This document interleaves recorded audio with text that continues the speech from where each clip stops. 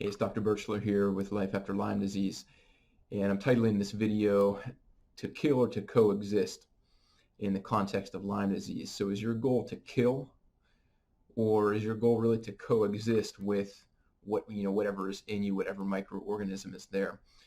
And what I'm getting at here is that Lyme is what we would call an infection, right? There's some biological agent that is in our body and affects our body.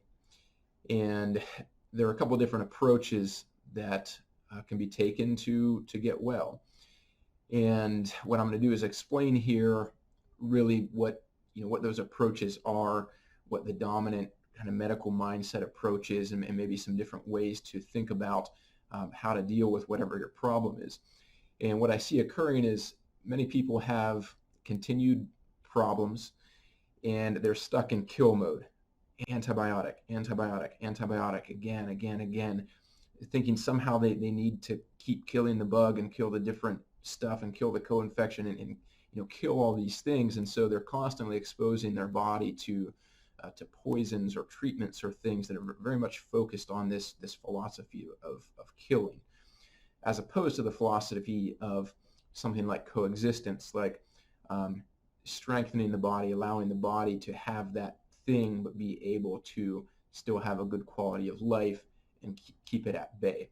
So shifting from killing to nurturing or strengthening the body. And I think some of you out there who are in this Lyme disease issue will understand exactly what I'm meaning here. So let me explain like two things to you just to give you a better picture. So I'm a chiropractor, so I come from a very natural form of medicine or belief system that really believes in the body's ability to heal itself, right? The dominant medical model, what we would call medicine or doctoring, it's not the only way of doctoring, but there is a dominant philosophical belief system underpinning that. And it certainly has won the money game or the power game in terms of how things are done and paid for and whatnot in our society. So that form of medicine is what is called allopathic medicine. And the word allopathic, really the word's derived from two things. Pathos means suffering, almost like pathology, disease, illness, or suffering. And allos basically means other, different, or opposite. So the idea of allopathic medicine, which is the dominant medical model in Western society, is that you're going to use a chemical and it's going to give the opposite condition of your symptom or what you're suffering from. It doesn't really say it's going to heal it. It doesn't say it's going to clean it. It doesn't say it's going to nourish it. It's going to give you some chemical or create some other condition that tries to be opposite to what you are suffering with, right? And so the antibiotic, right, anti, opposite, against, right? So we're going to give something that chemical is inconsistent or opposite than the bacteria needs to live. Problem is it's a poison, right? So it poisons you and it poisons the bacteria. And my point is, if you're always stuck in this against philosophy, the opposite philosophy, you very quickly run into this area where you may be trying to combat a symptom or something with your chemical potion, but many times what you're perceiving as a symptom, something like a fever, that actually is the body's intelligent response to whatever is going on in your body. But you come in with this philosophy to say, hey, they're suffering with a fever. We want to give them something that makes the fever do opposite. So we're going to try to cool the body down. We're going to try to give an anti-fever medicine, right? And this happens all kinds of things. You throw up. That's not normal. They're suffering with the throw up. So we're going to give them the anti-throw up medicine, right? And you could extend this to anything. Oh, they're hurting. Let's give them the anti-hurt medicine, the pain medicine. And so all you're doing is you're taking the body's actual normal symptoms, responses, and calling them abnormal because they don't feel good. And then you're constantly doing the opposite. So you're actually constantly going against the body's own healing mechanisms. And so many people will be stuck in this cycle literally forever, because that's their paradigm. They don't know a different paradigm. They never get to what I'm about to tell you, which is something more along the line of naturopathic medicine. So pathic again, pathos meaning suffering, illness or disease. Nature meaning nature. So you're allowing nature to work its own remedy on that illness or disease or suffering, right? So you're trusting this internal inborn wisdom of the body that is there just by nature to heal itself.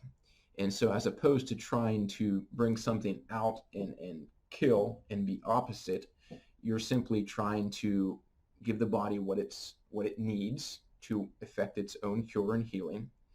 Or if you can identify something that is poisoning or going into the body that is kind of working against nature, in many cases this is chemicals, ongoing exposure to chemicals and toxins and things, then try to identify those things and stop putting them in, right? So stop doing that, and then time will allow the body to clean itself and get down to the business of healing. And then are there ways to actually facilitate the body to quickly heal itself, detoxify itself, get some of those things that have been put in there, start to get those out? That would be the science of detoxification, to allow nature, living organism, to clean itself, stop poisoning itself, and then with time repair itself or heal itself. So I hope this is something that is useful to you in how you approach Lyme, chronic symptoms, chronic immune dysfunction. So as opposed to thinking we're going to go bomb and kill all the bacteria, I want you to think of more like policemen. Like your body already has policemen. It has an immune system. It is designed to find those things and put them in jail, so to speak, where they can't cause the problem anymore. And so how can we better train our policemen? How can we give our body's own internal police system what it needs, the resources it needs to identify things and either coexist or sequester it, so that we can then have what we perceive as a normal life or healing, whether or not that organism is actually killed or gone. And of course, that's part of the discussion in Lyme disease, is whether the organism is really killed or whether it's exists in an intracellular state and that can just be kept at bay or whatnot. So to kill or to coexist, what have you been doing? What has your result been from that? Point is not to judge one thing. My point is to offer you a perspective to say, hey, if you're stuck in the kill and the opposite mode, you may be forever stuck, and it may not turn out the way you want. I would certainly make a suggestion to you that you consider the coexist, consider the nature cure, trying to facilitate, nourish the body in its own mechanisms of heal and repair, understanding there is a time element to it. And the deeper you go, the more time you allow. It's on its own time frame, not ours, but you can do the right things to create that environment in the body to work its own cure. Hope this helps.